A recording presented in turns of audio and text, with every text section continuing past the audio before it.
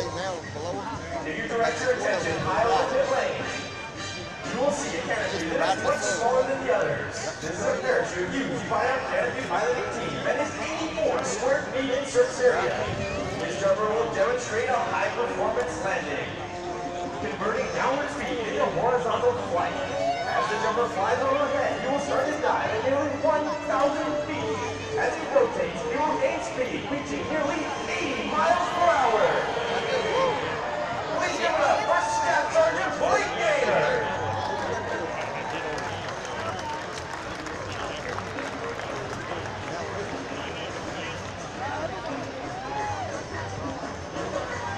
At 1,000 feet, these jumpers do what is called a wing penetration check, checking their distance and speed across the ground. He then flies a downwind leg, a base leg 90 degrees to the target, and then turns into the wind for a final approach. It takes a great deal of concentration in order to land dead center on the target. The jumper keeps a close eye on the wing sock located in the target area. Moments ago, these jumpers were more than 2 miles overhead. Thanks in part to the enhanced aerodynamic design, these rammed parachutes, the jumpers were able to overcome the variability of the wind and land in such a small target area. Watch the minor corrections used in obtaining a beautiful target landing. Give it up for Sergeant First Class Ty Statler, the team leader, leading in the stack.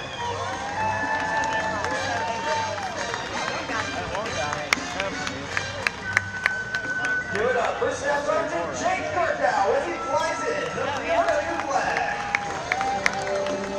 And behind him with the Tennessee State flag, Specialist Adam Munoz.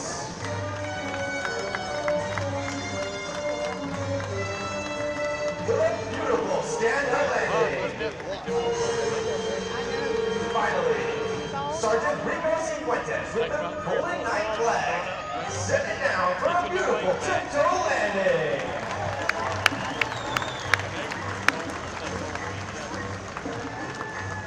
If you direct your attention high on the pit lane, you'll notice a 2,000 square foot Army Star banner being flown by Sergeant First Class Steve Pierce.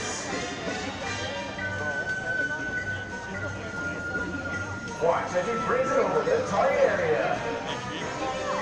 It takes a great deal of concentration in order to fly this 2,000 square foot banner.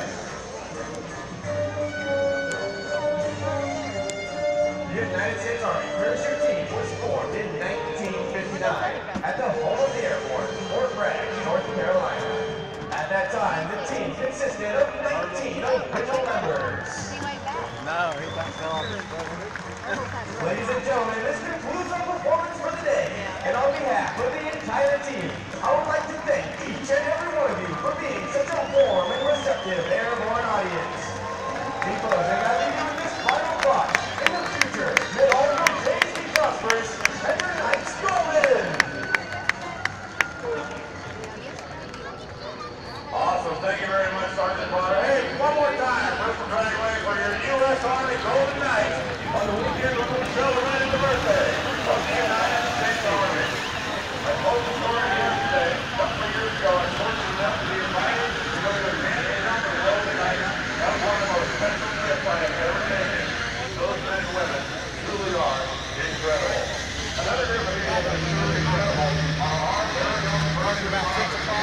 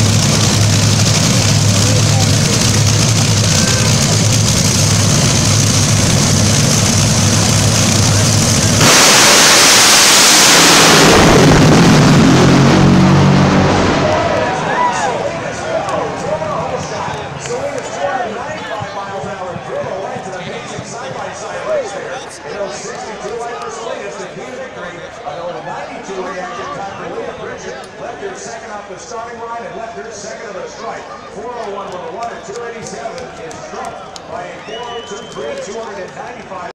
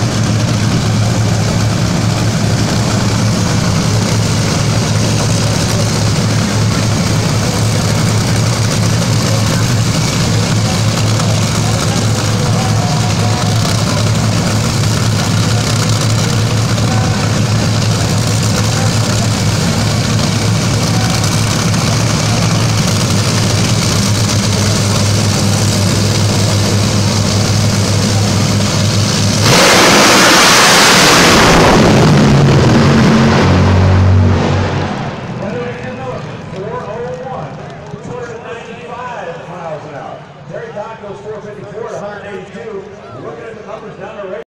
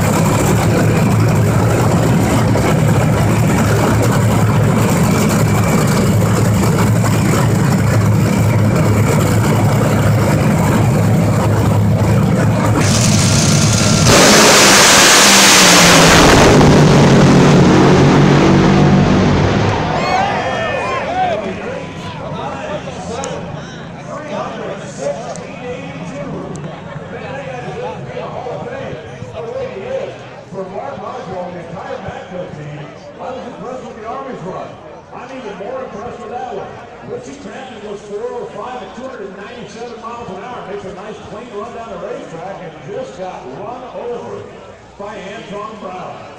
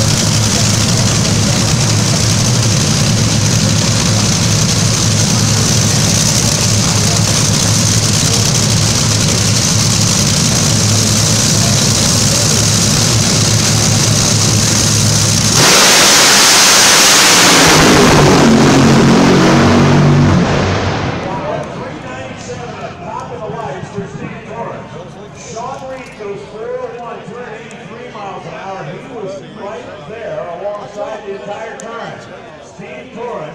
That thing popped down there at the finish line, had to shoulder out early, but the Capco car holds on and gets the win at 3.970. Joe. Takes down the reigning champion.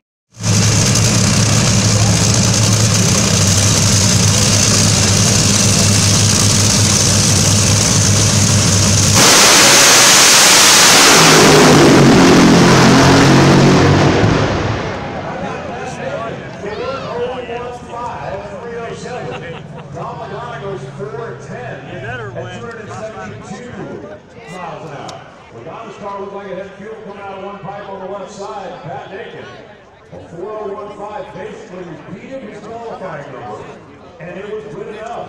So Nathan picks up the round win.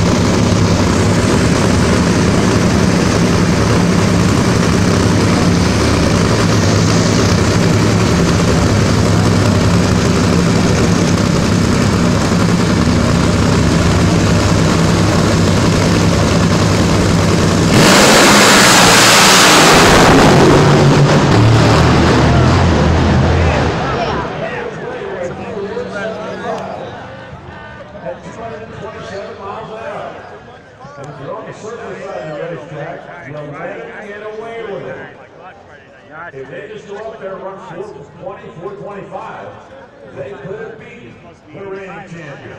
But Robert got in trouble, Robert pedaled, and Jeff let him get away with it. Robert Hyde advances at 4.75. Rebound Joe.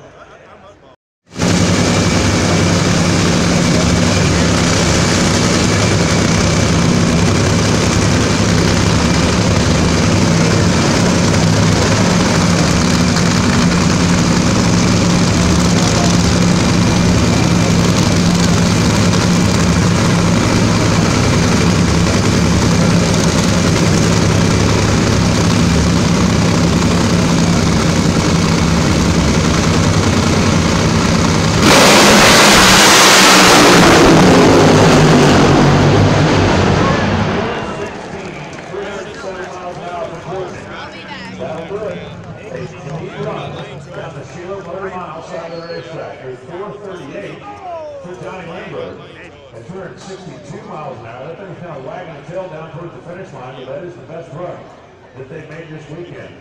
They just waited one run too long. Courtney was 416 at 307 miles an hour. We check that with Brian. Yeah, here's the next run. It's a new run. You're going to be careful. Take the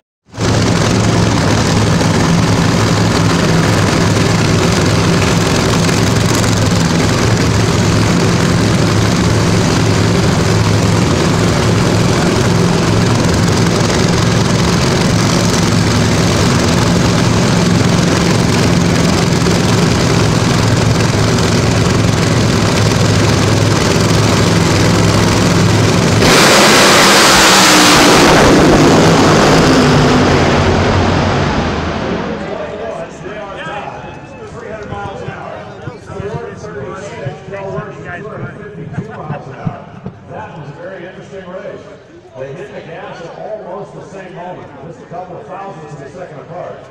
And then they were side by side until just before the 8th mile. Dell was actually a tick quicker to the 330.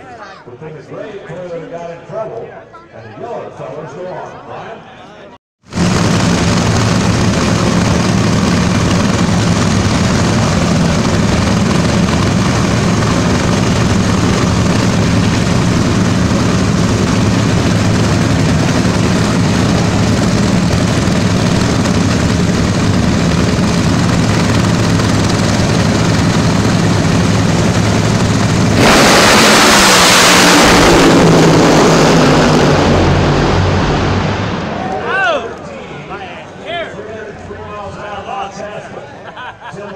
goes for 18 at 289 miles an hour. For Tim, well, kind of like for Tim, one run too long to figure it out. Tim Wilkinson got the jump on a tree by a couple, and that made it closer than it should have been at the finish line. 18 thousandths of a second was the true margin. But Bob Task is 4.133. Outlasted Tim's 4.183.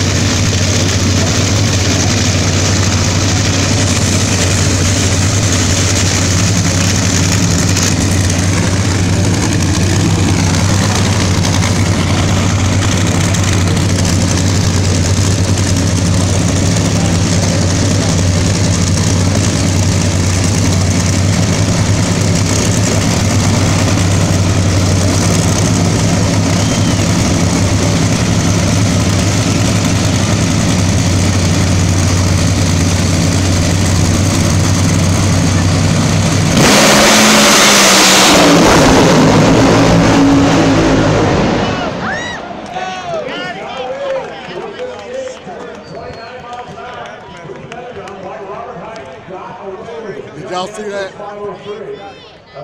Christian. Sorry. Okay, I'm recording all this. I'm recording all this. Okay? All right, I'm going to hang up.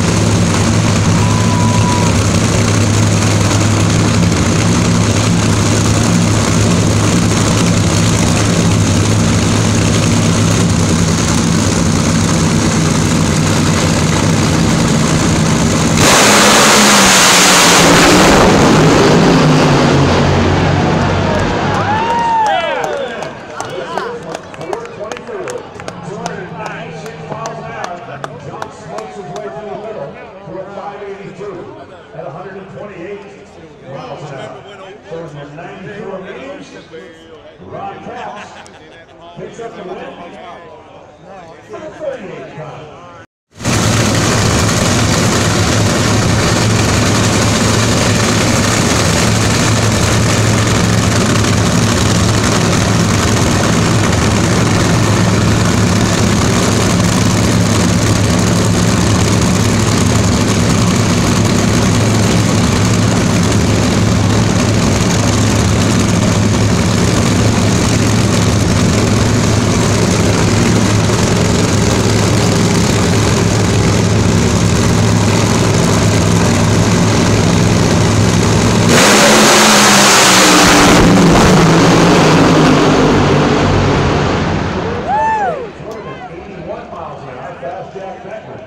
Sean Langdon was 456 and 266. And you saw Steven Samantha's car kind of pump the tires out there. Sean pedaled quick, was able to get it to recover. He's not quite quick enough to get out in front of Fast Jack. He's, oh, by the way, lived up to his nickname with 055. Reaction time. I want to say while it's quiet, both the Infinite Hero cars just ran.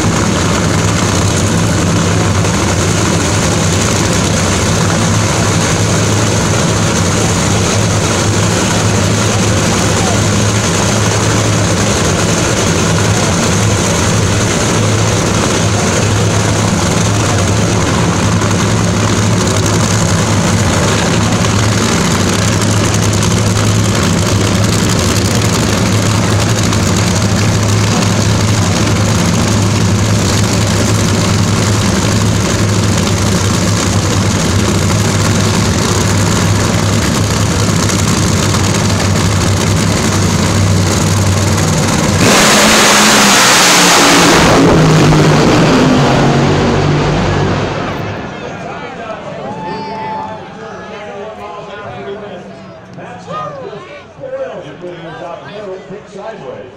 He looked like he was fortunate to keep that shell road telecom out of the concrete down there. But Matt Hagan at a racetrack that he considers home with a whole lot of friends and family. Ends up in an early exit.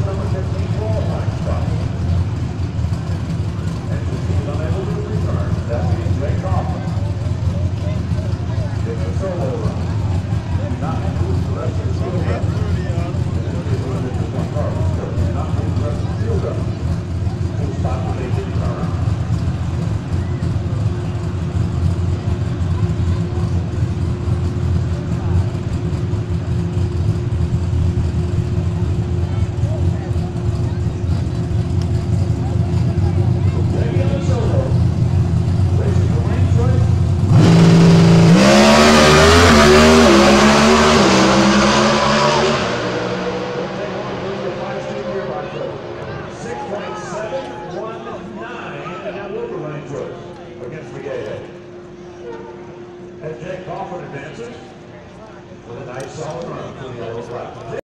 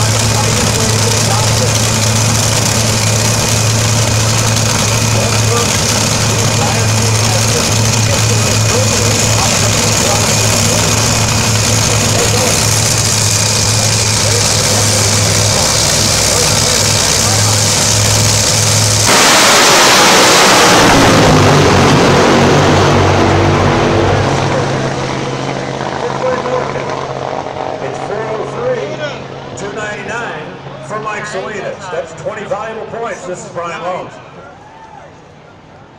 76 miles an hour. 9 seconds. 993, Clay Milliken, 76 miles an hour.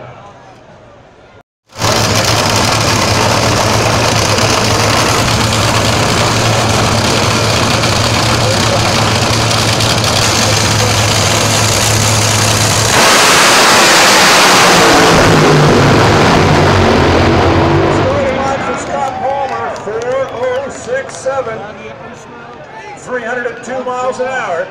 Joe Coletta goes 429 at 230 after a little tire smoke through the middle of the racetrack out there.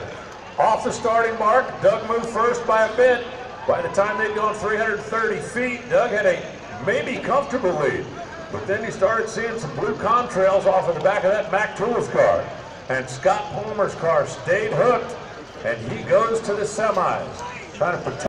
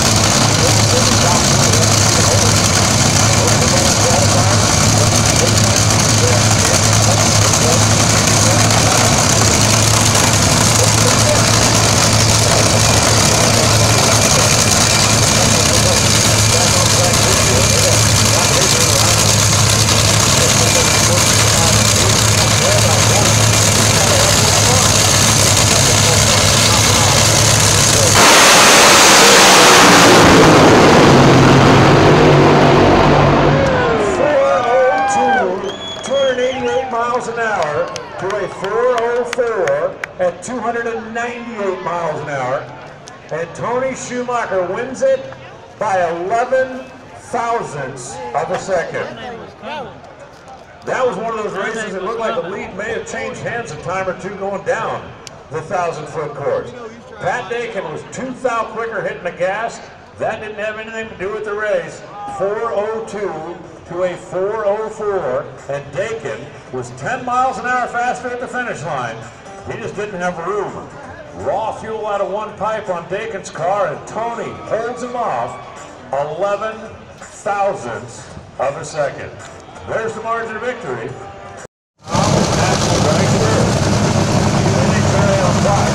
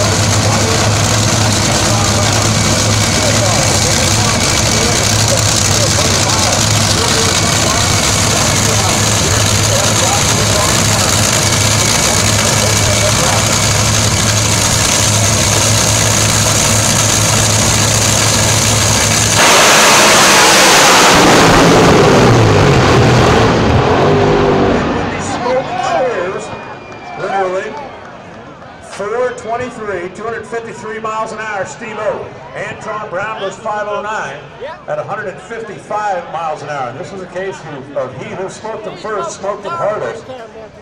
Antron comes up short, and Torrance gets away with a 423 at 253 miles an hour.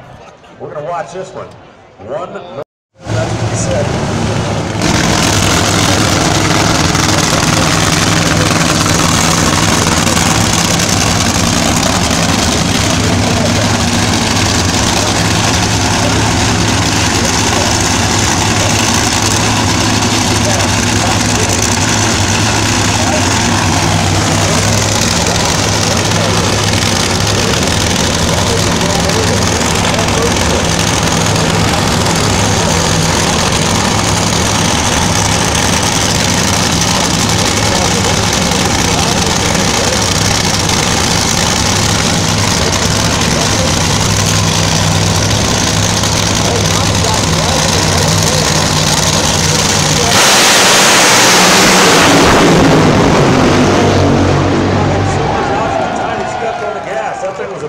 The first foot to the last foot. 419, 298 miles an hour for Courtney. 513, 158 for Tommy. Tommy rolled. He feels like he's got good mojo at this racetrack. You better have good mojo if you're going to get around Vincent O'Neill, because that Mountain View tire driver's already won twice this year. They got elite power under the hood. No Crazy Irene this weekend, which will like subdue the Winter Circle celebration if they can get that far. But hey, first things first. Greg Anderson left, Vincent O'Neill right, Tanner Gray awaits.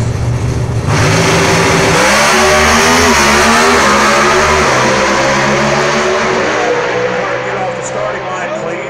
Horsepower at the finish line, that's going to favor Greg Anderson. 6.723, 204.73. Vincent goes 6.755 at 204.29. Vincent moved first by a smidge. Greg outran him by 2.5 smidges. So the margin of victory was a smidge and a half. In the factory stock showdown.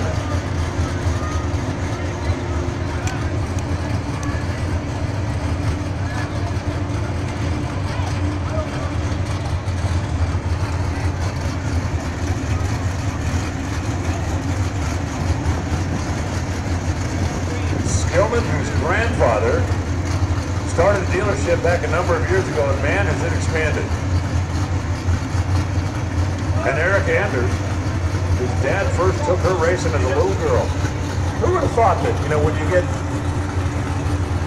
a movie made after you before you're even 30? Let's quickly go down to Joe. Now here with Greg Anderson, he's getting ready for Tanner Gray. That was about as good as you can handle this hot, bumpy, greasy racetrack. Father's Day likes me. I like Father's Day. My father's in the house. It's a great day here at the mountain. A lot of memories here at the mountain for me. 2001, I'll never ever forget it in my life. Hopefully 2018 is a repeat. It's Thunder Valley. Thunder Mountain is in Denver. This is Thunder Valley. How many times I gotta tell you guys? Drew and Erica, they're thinking about it for a second.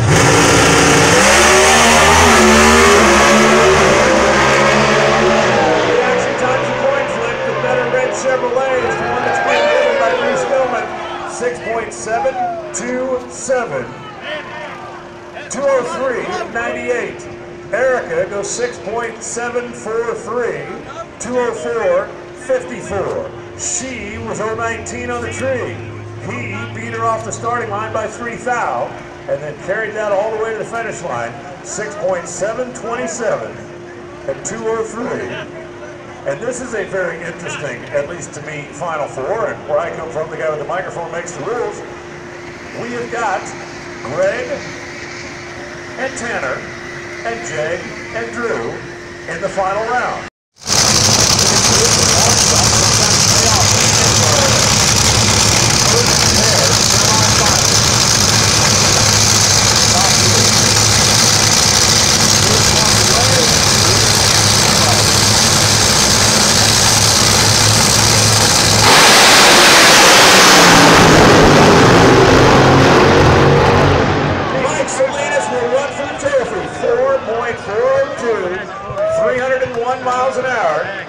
Nice job for Doug Cook, the team. Alan Johnson kind of offering a little moral support and guidance down there as well. A 4:35 for Scott Palmer at 211 miles an hour. Brian Lowe. Down here with Doug Cook, and he's kind of flapping his lips. This has to have been a big, big challenge today when you go to a final round.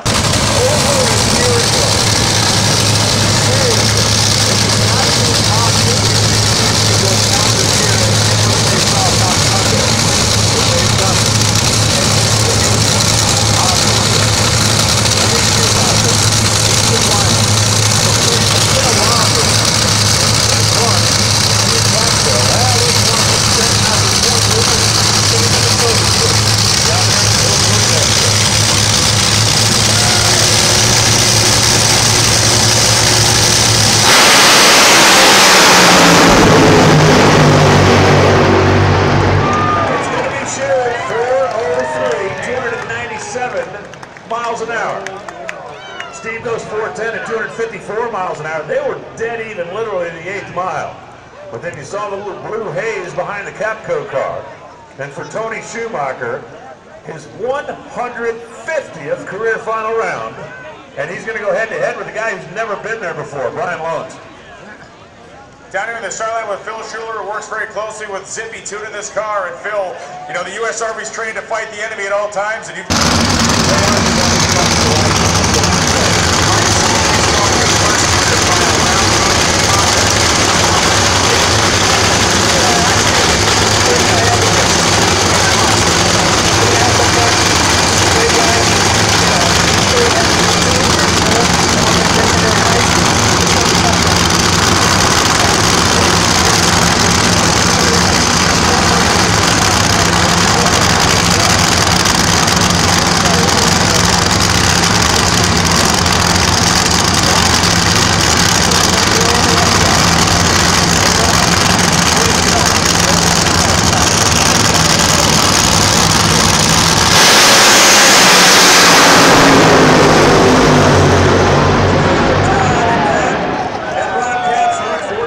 is going to cost him. Ron Capps goes 4.242, 298 miles an hour.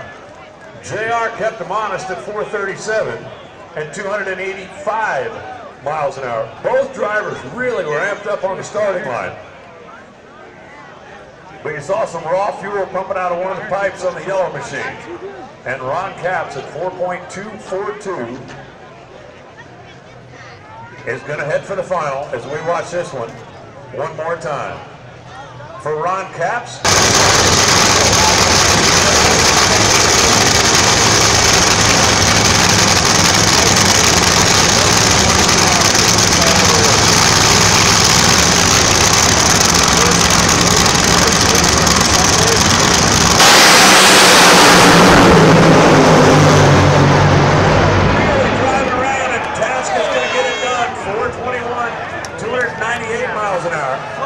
Car was flagging the tail pretty hard towards the finish line. She goes 427 at 286 miles an hour. But Bob Tasca is headed to his first final round since his funny car return. Brian Lones. As Alan Reinhardt just said, first final round of the year since Bob's come back, and what a memorable one. You guys have had to do stuff tune-up-wise that you probably never even imagined you tried. The magic and the force is with us, so to speak. But it's going to be a fun final round. Just glad to be back here. Fans, all day were telling me they want us to do it again like we did Father's Day last year. We love the fans here. We love coming here, and it's going to be a great run. It should be hop solo, shouldn't it? Drew Skillman, Jed Coughlin. Coughlin trying to get on a little bit of momentum roll here after the win in Chicago, and that's one of those elite teams. Now, one of the principles of elite is going to race for the trophy in Top Sportsman. It'd be a heck of a double-up if they could get that yellow and black car in there as well. But Drew Skillman has got other ideas. Drew Skillman, first time these two have raced head-to-head this season. And I mean, it's not quite as crazy as that Tony Schumacher and Steve Torrance haven't battled of the year, but how come these guys have not yet raced this season?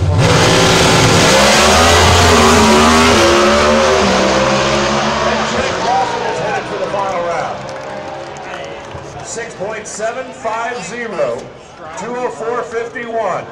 Skillman is coasting and thinking about what might have been and goes 15:11 at 54 miles an hour, and I guarantee you Norwalk cannot get here quick enough for him.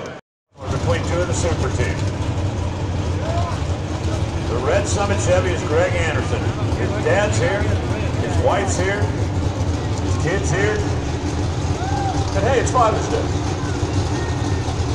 The TG15 car is Tanner Gray. At 19 years old, he doesn't have his own kids yet, but his dad's here and his grandfather's here. So we got 3 generations of Grays and 3 generations of Anderson.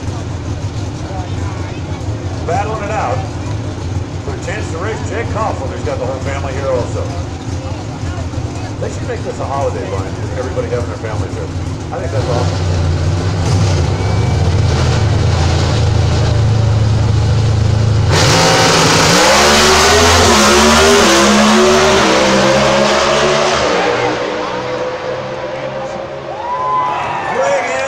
Crushes the Trey at 007, and he does to Drew what Drew's been doing to people all year long. He beats him on a little baby hole shot, 6.768, 204.91 to a 6.764, 205.19. Tanner was 030, Greg was 007. Old small block Chevy dialed in at 884. Logan's got to have a basically a 2 seconds.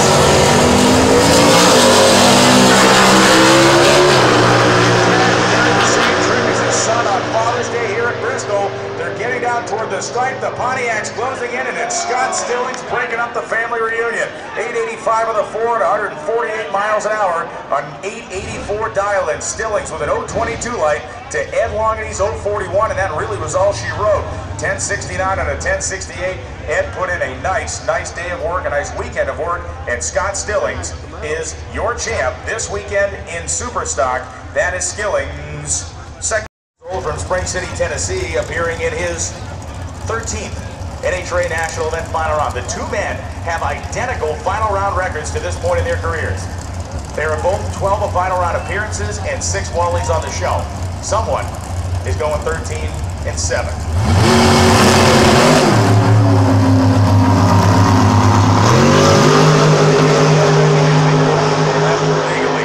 Lights, 8-mile speeds, both over 125 miles an hour. Miller's on the brakes, and the wind light comes on for Steve Furr. Furr from Harrisburg, North Carolina, gets the job done. The beautiful 1968 Camaro, nice driving, 991.7, beats a 992.7. Speeds for Furr at 160, Miller at 164. Steve Furr grabs the 7th national event victory of his decorated career as a big-time Division 3 and Division 2 player. 3-time divisional champion as we making his 6th career NHRA National Event Final Round appearance. Fisher making his 2nd. A car called the Copperfish with the RacingRVs.com logos down the side. Aaron Stanfield sporting the C-Tech Stanfield Enterprises sticker. The 769 cubic inch nitrous engine for Stanfield, dial 631. And Joe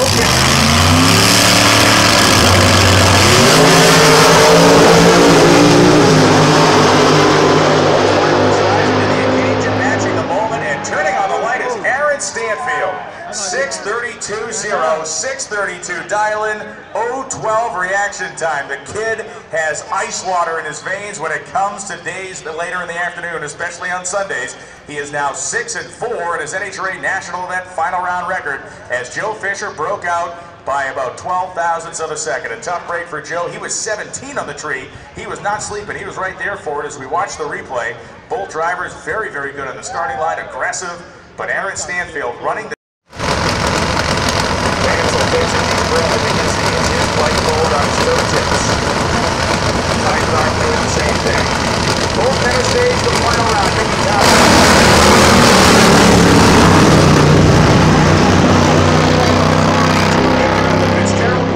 side of the right strip. 6:49 with a 1 at 220 miles an hour, matching his qualifying elapsed time to the thousandths. He qualified number 4 at 6:49.1, and he closed the door on Doug Vansel with just that elapsed time. Vansel missed the tree by 23 thousandths of a second, and Ty Tharp is parking that bike in the winner's circle here in the great Thunder Valley. The billboard horsepower to provide. Jeff Brooks from Fredericksburg, Virginia, a fan favorite. Wherever he parks this thing, it is a fan favorite. Why? Because it's a 1951 Henry J. Look at it. Thing's great. Hazer compressors down the door of the car on both sides. And as we mentioned before, he has won the Summer Nationals in New Jersey twice, and those races are always nuclear hot. He is the 2017 defending Division I top sportsman champion. Royce Freeman appearing in his second career in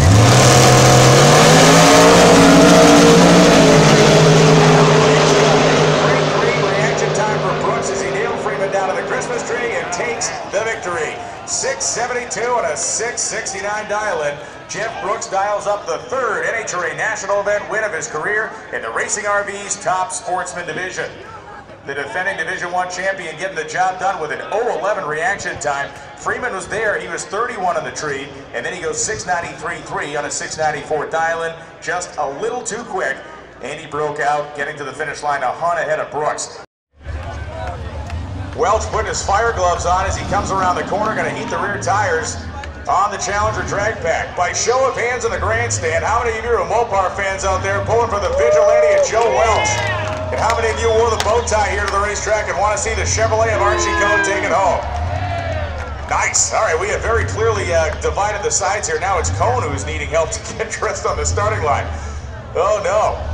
Wait a second. Cohn's guys are pushing him backwards. Okay, just put him in the water. All right. So, 350 cubic inches of liquid supercharged LS motor for Archie Cohn. The 6th generation Chevy Camaro. And as mentioned, the Gen 3 Heavy. Joe Welch, there's no getting around it. Those Challenger drag packs do cut a wider swath through the air. When we talk about the two personalities these cars have, the Chevrolet is likely going to be the quicker car to 60 feet, likely going to be the quicker car to the 8th mile. But if Joe Welch has a fighting chance, if he is within a couple of hundred of the Chevrolet at the 8, that big Mopar makes a humongous amount of power up top. The factory cylinder heads on the Gen 3 Heavy, arguably superior to what you're going to find on either of the two brands. It makes a lot of top end horsepower, and Joe Welch may need every single drop of it as they get ready to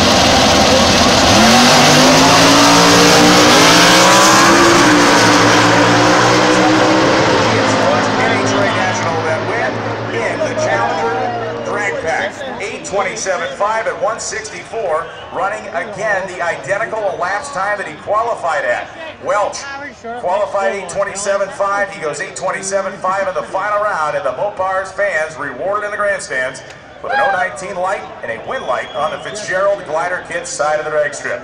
Hunting the interest for Trent Lewis. Forrest Radford is the youngest driver to ever win a race at Bristol Dragway, a place that's been open since 1965, and he likes basketball and wrestling outside of driving his junior dragster. Champions at all levels of the sport, from sportsmen all the way up to Top Fuel, have driven, competed, and learned in the Summit Racing Equipment Junior Dragster League, and these kids pick it up fast.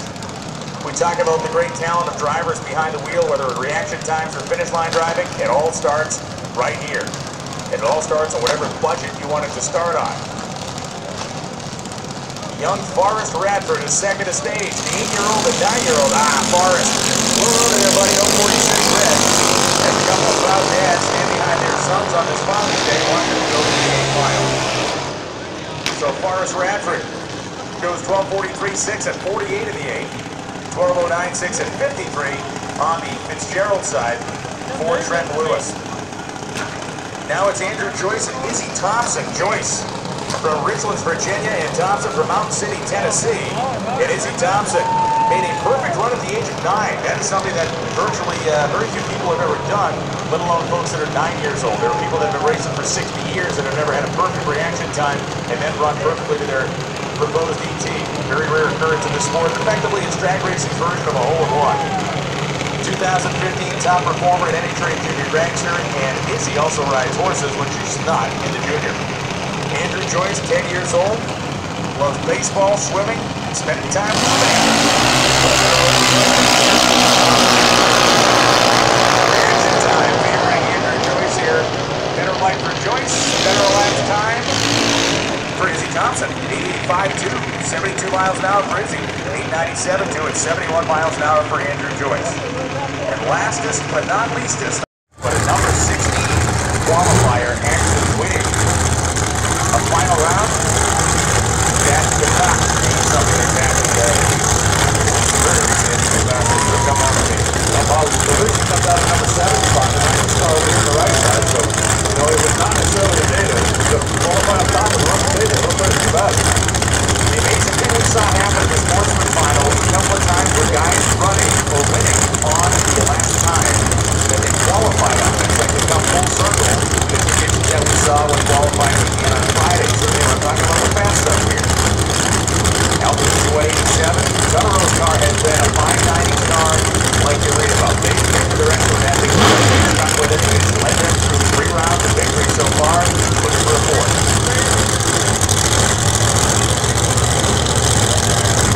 Little lightning curve from Belushi. Tutero ease his way up. I bet today's going to use the black product. Tutero sometimes out from behind the car.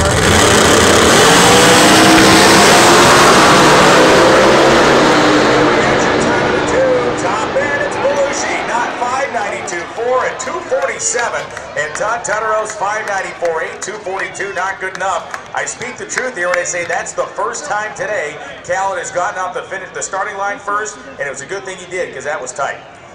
And it is also the first time since 2015 that Belushi will grace us in the winner's circle here on the NHRA side. Remember, he has raced in Top Fuel as well, but it's been a while in the Pro Mods. We watch this again. Good, solid side-by-side run. Belushi moved first and had the lead all the way down. This is the 93rd time these two have raced head-to-head overall. The 20th time in a final round.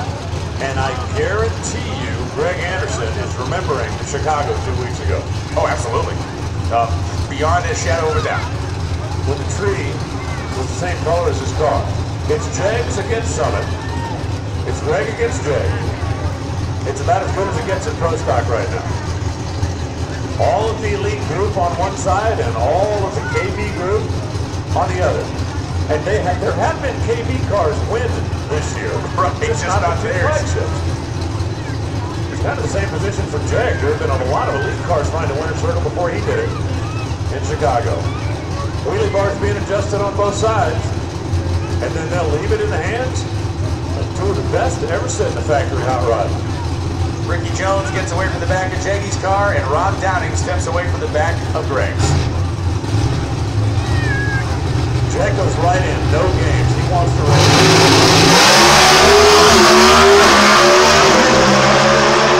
I don't think that's going to make a difference in the race.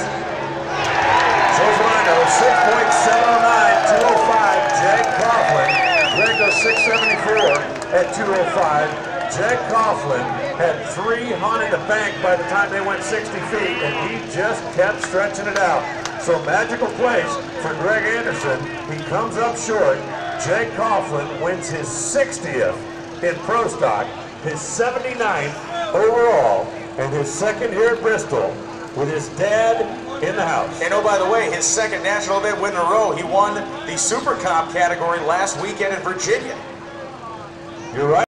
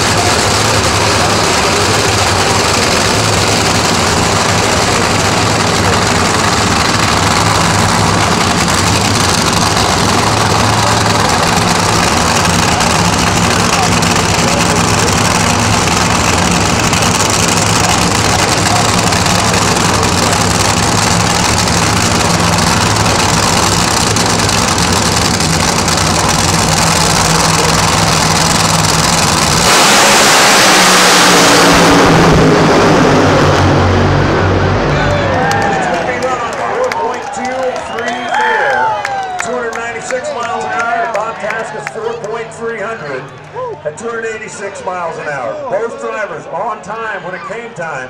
And Bob Tasca comes up a little bit short here in the final round to the Napa Auto Parts Pennzoil Dodge. Yeah, it was really end-to-end, a little bit more aggressive on Ron's car. A couple of hundreds at 60 feet, stretched to 400s at 330 feet, stretched to 6 at the 8th mile, and ultimately 7 at the stripe. So Ron Capps backs up last year's win here at Bristol.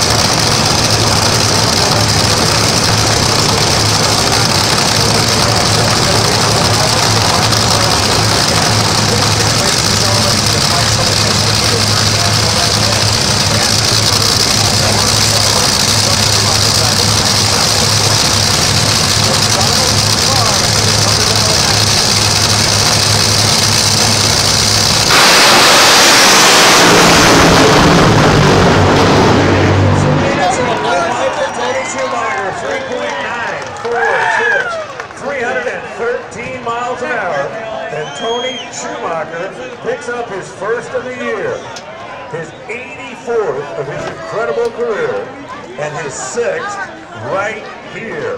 The U.S. Army is officially back. Congratulations to Phil Schuler, to Mike Neff, and all the guys down there in Army shirts.